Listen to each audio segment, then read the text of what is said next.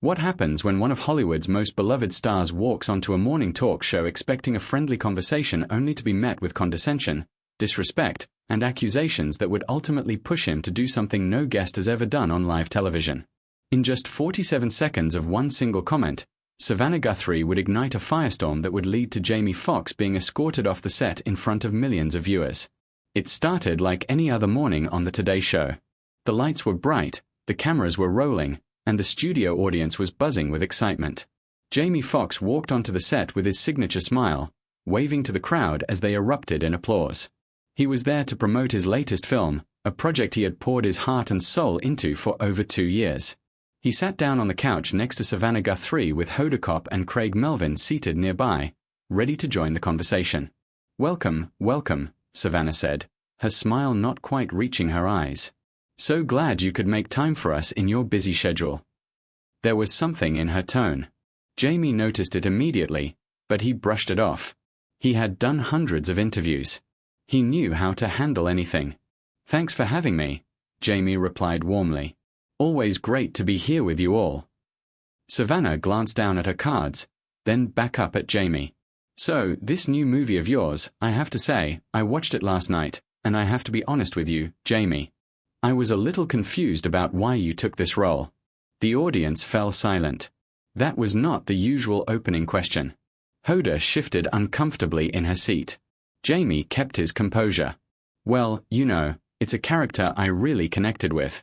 The story is about redemption, about second chances, and I think that's something we all can relate to."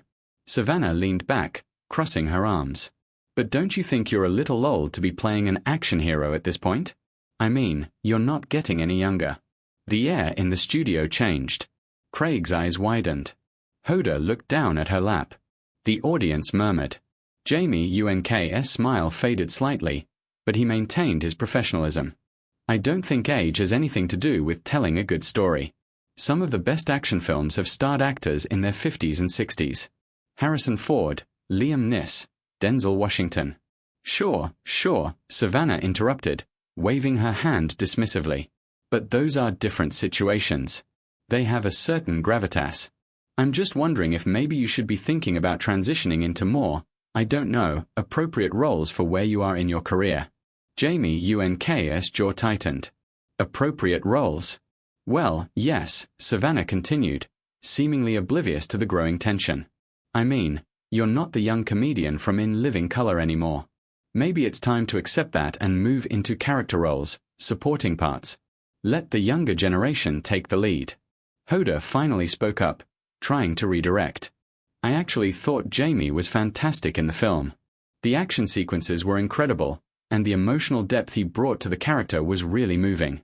Savannah shot Hod a look that could freeze water. "I'm conducting the interview, Hoda." Hod's face flushed. She nodded and went quiet. Jamie leaned forward. "Look, Savannah, I appreciate your opinion, but I have to respectfully disagree. I trained for 6 months for this role. I did my own stunts. I gave everything I had to this character because I believed in the story." "Oh, you did your own stunts?" Savannah said with a smirk. "How brave. I'm sure your stunt coordinator was thrilled to have to worry about you breaking a hip." The audience gasped. Craig put his hand over his mouth. This was crossing a line, and everyone in the studio knew it. Jamie Unk's expression hardened. "Excuse me." "I'm just saying," Savannah continued, her voice dripping with condescension, "that maybe you should leave the dangerous stuff to people who are actually in their prime. This whole midlife crisis action star thing is getting a little tired, don't you think?" Jamie stood up, removing his microphone. "I think we're done here." Savannah laughed, a sharp mocking sound. "Oh, come on, Jamie. Don't be so sensitive. I'm just being honest. Isn't that what you Hollywood types always say you want? Honesty." "There's a difference between honesty and disrespect," Jamie said, his voice calm but firm. "And you've crossed that line about 5 times in the last 3 minutes." Craig tried to intervene. "Hey, let's all just take a breath here and maybe we can restart this conversation." Savannah ignored him. "Sit down, Jamie. You're being ridiculous. This is exactly the kind of diva behavior people talk about." "Diva behavior," Jamie repeated, his voice rising slightly. "I came here to talk about my work, not to be insulted on national television." "You're being insulted?" Savannah scoffed. "I'm trying to have a real conversation with you, and you can't handle it because you're so used to people kissing up to you. This is journalism, Jamie. Maybe you should stick to the softball interviews on the late-night shows if you can't handle real questions." Hoda stood up. "Savannah, I think maybe we should take a break." "Sit down, Hoda." Savannah snapped. "This is my segment." Jamie shook his head in disbelief. "You know what? I've been in this industry for over 30 years. I've done interviews in every format you can imagine, and I have never, not once, been treated with such blatant disrespect." "Oh, please." Savannah rolled her eyes. "You're being dramatic."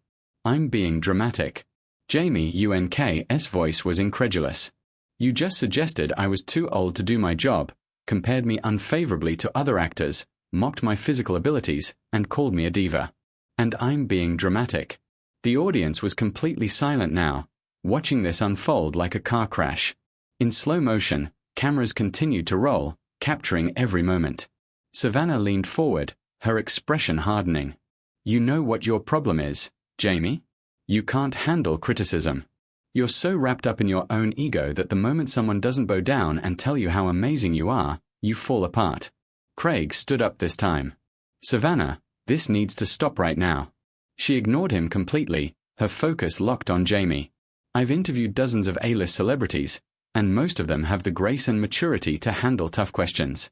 But you're acting like a child who didn't get his way." Jamie took a step back, his hands up in a gesture of surrender. "I'm not doing this. I'm not going to stand here and let you attack me for no reason." "Running away?" Savannah taunted. "That's really professional. What is wrong with you?" Jamie finally snapped, his voice cutting through the studio. "What did I do to you? I came here in good faith. I prepared for this interview. I was ready to talk about my work, my craft, the people I collaborated with, and from the moment I sat down, you've done nothing but try to tear me down." Savannah stood up now, too, matching his energy. "I'm doing my job. I'm asking the questions that people actually want answers to. Not everyone wants to hear your rehearsed talking points about your process and your passion. You call this doing your job?" Jamie shot back. "This isn't journalism. This is a personal attack. There's no story here. No investigation. You're just being mean for the sake of being mean." Hod tried again. "Guys, please. We're live. We have an audience. We have millions of people watching at home." Savannah whirled on Hod. "Then maybe they'll finally see what it's like when someone doesn't play along with the Hollywood publicity machine." Jamie grabbed his jacket from the back of the couch. "I feel sorry for you, Savannah. I really do.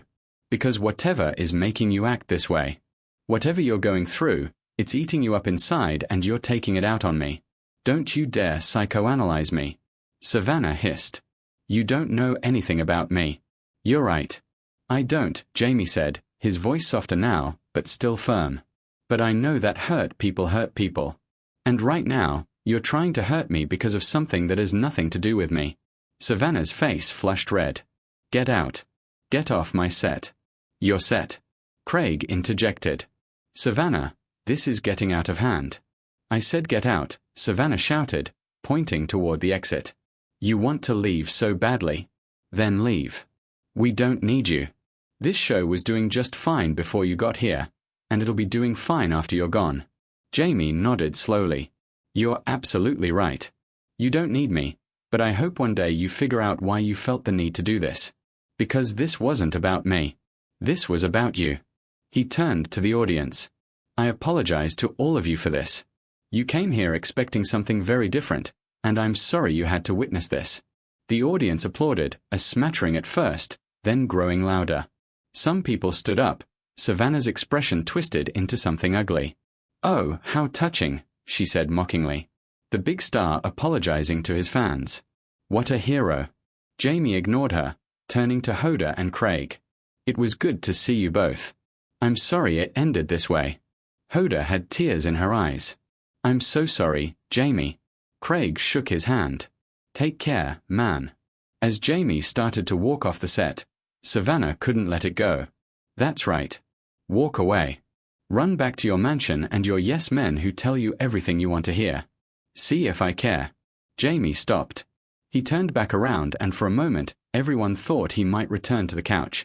Instead, he looked directly into the camera. To anyone watching who's ever been talked down to, dismissed, or disrespected for no reason, I want you to know that you don't have to accept that treatment.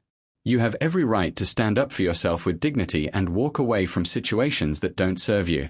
Don't let anyone make you feel small. The audience erupted in applause. People were on their feet, cheering. Savannah stood frozen, her face a mask of rage and something else. Embarrassment maybe, or shame. Are you done with your speech? She called out, but her voice cracked slightly. Jamie didn't respond. He simply walked off the set, his head held high. As he disappeared behind the cameras, a producer rushed onto the set, whispering urgently to Savannah. She waved him away. Well, she said, trying to regain control, her voice shaky. That was certainly unexpected. When we come back, we'll be talking about holiday shopping tips. But the damage was done. The audience was still buzzing, people talking among themselves. Hoda had her face in her hands. Craig was shaking his head in disbelief, and Savannah stood there, isolated in the center of the chaos she had created, trying desperately to pretend everything was fine. As they cut to commercial, the reality of what had just happened began to sink in. A simple interview about a movie had transformed into a public confrontation that no one would forget. Jamie Foxx had come to promote his work and had been subjected to an unprovoked attack. He had defended himself with grace and strength, refusing to engage in the mudslinging while also refusing to be a doormat. Savannah had pushed and pushed, expecting Jamie to either cower or explode in a way that would make him look bad. Instead, he had done something far more powerful. He had simply refused to participate in her game.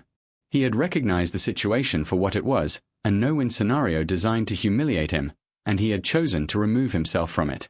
The studio audience had witnessed something rare on live television, a genuine moment of conflict where the person being attacked handled themselves with dignity and poise. They had seen someone stand up for themselves without stooping to insults or aggression. They had seen what it looks like when someone values their self-respect more than they value staying in a toxic situation. Backstage, Jamie was surrounded by concerned staff members apologizing profusely for what had happened. He assured them he was fine, that he understood it wasn't their fault. His publicist was already on the phone doing damage control, though it was becoming clear that Jamie would not be the one needing damage control. Meanwhile, on set, as the commercial break continued, Savannah was in a heated discussion with producers. Hod and Craig had moved away from the main couch, distancing themselves physically from what had just transpired. The audience members were pulling out their phones, undoubtedly already texting friends and posting on social media about what they had just witnessed. When the show returned from commercial, Savannah was alone at the desk. Hoda and Craig were noticeably absent. She attempted to continue with the show as planned, but her usual confidence was gone. Her hands trembled slightly as she held her notes. Her smile looked painted on, artificial. "Welcome back," she said, her voice not quite steady. "As I mentioned, we're going to talk about holiday shopping, but first, I want to address what just happened." She paused, seeming to choose her words carefully. Television is unpredictable. Sometimes interviews don't go as planned. Sometimes personalities clash. I stand by my questions. I believe in asking the hard questions, in having real conversations, even when they're uncomfortable. It was not an apology. It was not even an acknowledgement that she had done anything wrong. It was a justification, a doubling down, and the audience's reaction showed they were not buying it. The polite applause was sparse, obligatory. But this moment, this attempt to save face only highlighted how badly she had miscalculated. Jamie Foxx was beloved. He had built a career on talent, hard work, and treating people with respect. He had won an Academy Award. He had succeeded in music, comedy, and drama. He had earned his place in the industry through decades of dedication, and Savannah had treated him like he was nothing, like his accomplishments meant nothing, like he should be grateful she was even giving him airtime. The entitlement in her attitude had been palpable from the very first question. The condescension had dripped from every word.